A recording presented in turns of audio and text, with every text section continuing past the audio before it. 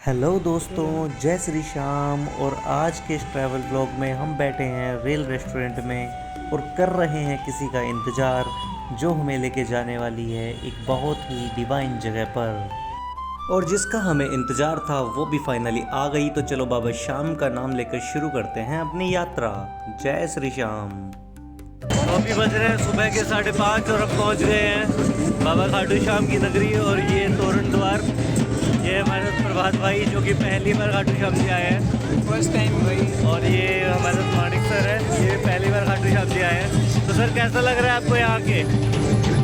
बहुत सुंदर, बहुत।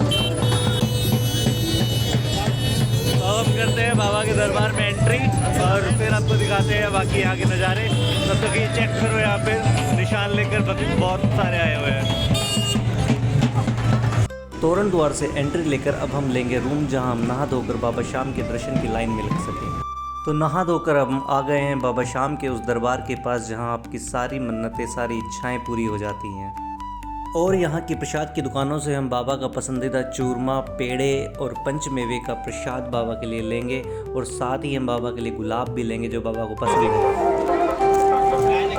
भाई हम आ गए हैं खाटू श्याम जी और ये है हमारा और अब हम दर्शन की लाइन में लग रहे हैं। हमने प्रसाद भी ले लिया है। प्रभात भाई ले लिया भाई। कैसा लग रहा है खाटू आगे? बहुत अच्छा लग रहा है भाई। जय श्री श्याम। जय श्री श्याम। और जब बाबा के भोग के अर्पण के लिए हम भोग प्रसाद ले रहे थे तो पीछे से बाबा की आरती की आवाज़ भी आ रही थी। और आरती की आवाज़ सुनते सुनते हम श्याम कुंड की तरफ बढ़ निकले।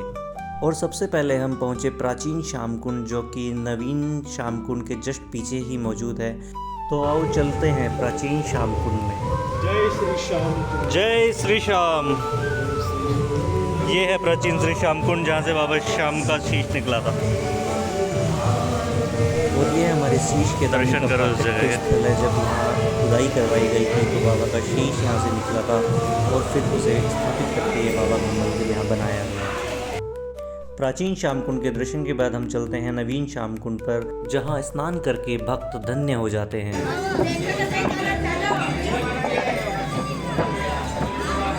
और अब हम जा रहे हैं श्याम कुंड। पहले के समय में प्राचीन श्याम कुंड सिर्फ महिलाओं के स्नान के लिए था, जिसकी वजह से पुरुष भक्त वहां नहीं जा पाते थे और बाबा श्याम के उस प्राकट्य स्थल के दर्शन से वंचित रह जाते थे। इसलिए प्राचीन श्याम कुंड को सिर्फ दर्शन के लिए खोला जाता है और नवीन श्याम कुंड में सभी भक्त आके स्नान करते हैं, चाहे वो महिला हो या पुरुष। तो अब हम बढ़ते हैं इस भव्य श्याम कुंड की तरफ, जिसका नज़ारा अपने आप में ही देखने में बहुत ही अद्भुत है। ये बहुत ही खूबसूरत श्याम कुंड है। श्री श्याम कुंड कितना भव्य और दिव्य इसका नज़ारा है, ये देखो। और इस श्याम कुंड को बनाते वक्त दोनों श्याम कुंड को कनेक्ट किया गया है, जिससे दोनों श्याम कुंड का जल आपस में मिलकर उसकी दिव्यता को बरकरार रखे। अब हम चलते हैं श्री श्याम कुंड के अंदर।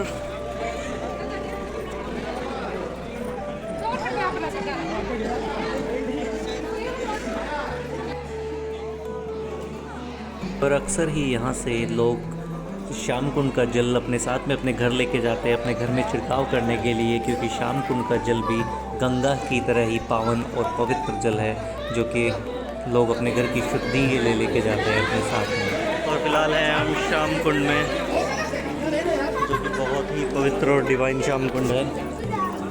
इसके पावन जल को हम भी अपने ऊपर छिड़क कर बाबा से प्रार्थना करने के लिए बाबा के दरबार में चलते हैं।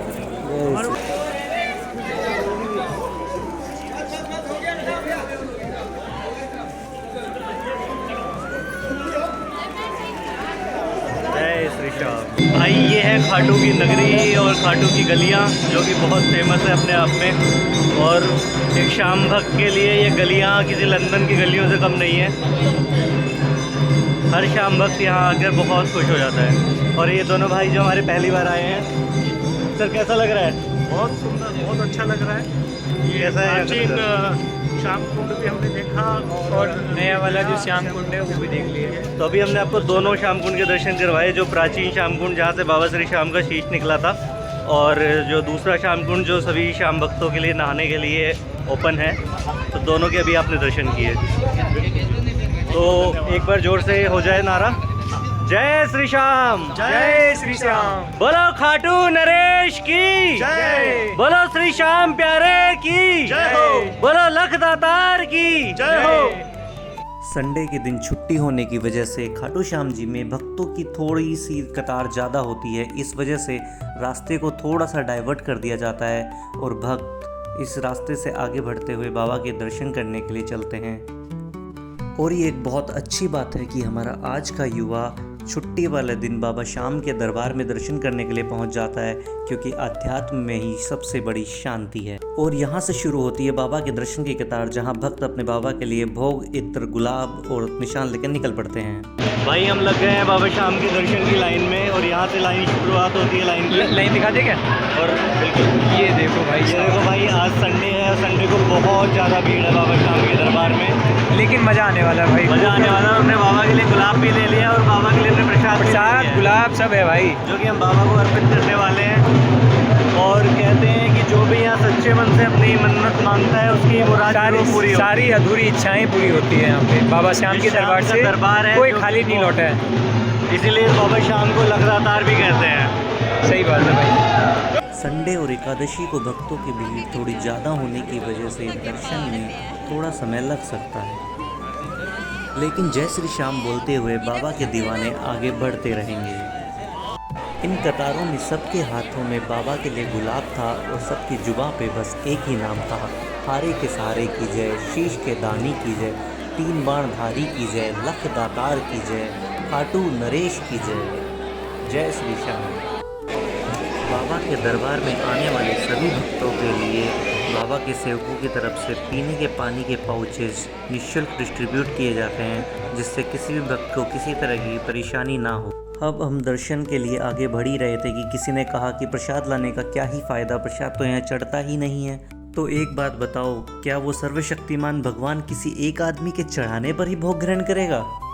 तो भक्तों, आप पूरे भक्ति भाव के साथ बाबा के लिए भोग लेकर आओ और भोग बाबा के सामने खोलकर बाबा को दिखाकर बोलो कि बाबा इस भोग को स्वीकार करो, मैं ये आपके लिए लेकर आया हूँ। फिर देखना साहब, वो बाबा भोग न लगा दे तो कहना।